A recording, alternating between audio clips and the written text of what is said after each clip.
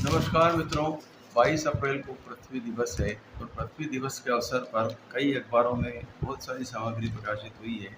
हमारी पृथ्वी पर जनसंख्या का बोझ तो है ही, प्रदूषण का और बहुत अत्यधिक इसके संसाधनों के दोहन का बोझ भी है। इसी के कारण बढ़ते बोझ से पृथ्वी विचलित है। कई जगह भूकंप आ रहे हैं, कई जगह भूस्खलन हो रहा है, कई जगह ग्लेशियर पिघल रहे हैं, धरती का तापमान बढ़ रहा है।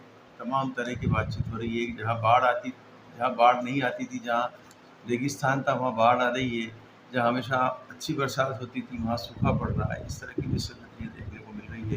तो इस पृथ्वी दिवस के बहाने पर्यावरण की रक्षा और इसको लेकर के कई तरह के आलेख अखबारों में छपे हैं और इन पर मेरा भी मन हुआ कि आपसे चर्चा करूं। खास करके नई दुनिया ने पृथ्वी को पुराना सम्मान लौटाना चाहिए शीर्षक से एक बड़ा सा आलेख छापा है, जिसमें यह लेख अनिल प्रकाश जोशी का लिखा हुआ है, जो बड़े पर्यावरणविद माने जाते हैं। वे लिखते हैं कि संपन्नता के समीकरण बदल रहे हैं। संपन्नता के समीकरण विश्व भर में बदल रहे हैं। 17वीं शताब्दी में वैज्ञानिक क्रांति से पहले विश्व में दक्षिणी गोलार्ध को सर्वाधिक संपन्न और समृद्ध माना जाता था, क्योंकि एशिया, अफ्रीका और चीन जैसे देशों में प्रचुर मात्रा में प्राकृतिक संसाधन उपलब्ध थे।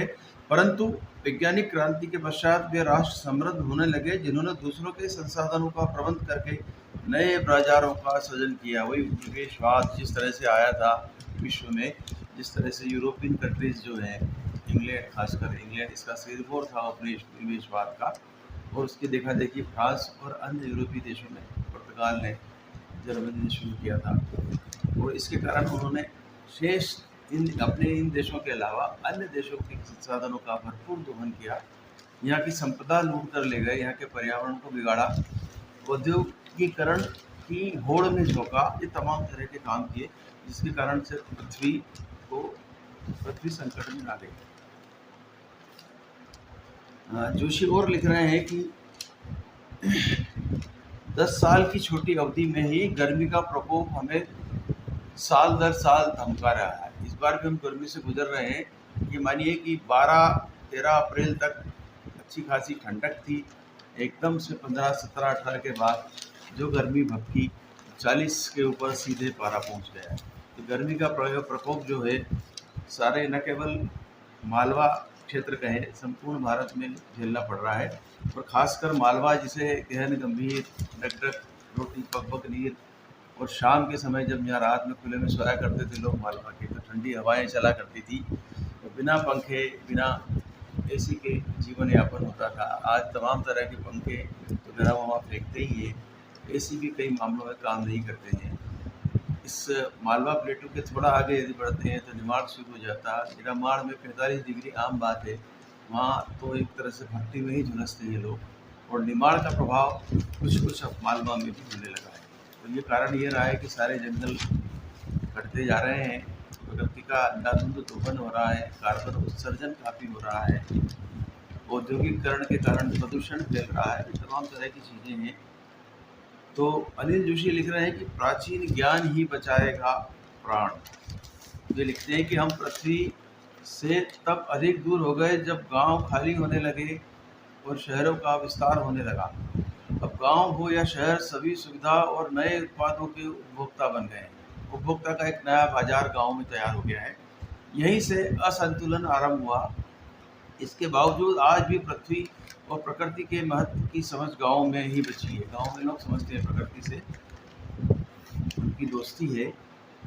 कई गांव ऐसे मिलते हैं कि उस गांव के हर घर के बाहर एक नीम का पेड़, घना पेड़ मिलेगा, जिसकी छाया में वे अपने गुजर बसर करते हैं।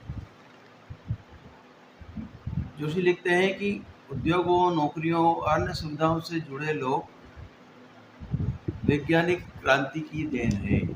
पृथ्वी को बचाना है तो दुनिया के सभी देशों को अपनी प्राचीन परंपराओं की ओर लौटना पड़ेगा। Go back to nature, go back to village. गाँव की तरफ जाइए, शहरीकरण को रोकना पड़ेगा। साथ ही उन मूल्यों को फिर से जीवित रखना पड़ेगा जिसमें कहा गया था, जहाँ तुलसी की पूजा होती थी, पीपल की पूजा होती थी, त्रिवेणी के वृक्ष की रक्षा की जा सकती थी, वे सब चीज़ें आज कहीं चली गई है। गांव की मेड़ें होती थी खेतों की, तो भी घने वृक्ष हुआ करते थे, लेकिन लालच में किसान वहाँ भी लालच आ गए हैं, उन्होंने भी मेड़ से वृक्ष काट दिए हैं, यह कहकर कि इसकी छाया के कारण जहाँ जहाँ छाया पड़ती है वहाँ वहाँ इसकी पैदावार कम होती है। इस तरह से पूरा जो खेती बाड़ी वाला इलाका है वो भी वृक्ष विहीन हो गया है। तो हमें ये ध्यान रखना पड़ेगा कि हम कम से कम प्रकृति के संसाधनों का उपयोग करें, जितना उनसे लेते हैं पृथ्वी को लौटाना चाहिए। और हमारे मध्य प्रदेश में एक आंदोलन भी चला था कुछ समय पहले जल पुनर्भरण का, जल संरक्षण का, लेकिन लगातार पिछले 10-12-15 सालों से बारिश अच्छी हो रही है, तो लोग जल संरक्षण को भी भूल गए हैं। तो इस पृथ्वी दिवस के अवसर पर हमें संकल्प लेना चाहिए, लेकिन कोई लेता नहीं है। फिर भी विचार तो कर ही लें, अपने घर के आसपास एक वो पौधे पनप रहे हो तो उन्हें पेड़ में परिवर्तन करें, धन बड़ा होगा। नमस्कार है, सुबह से।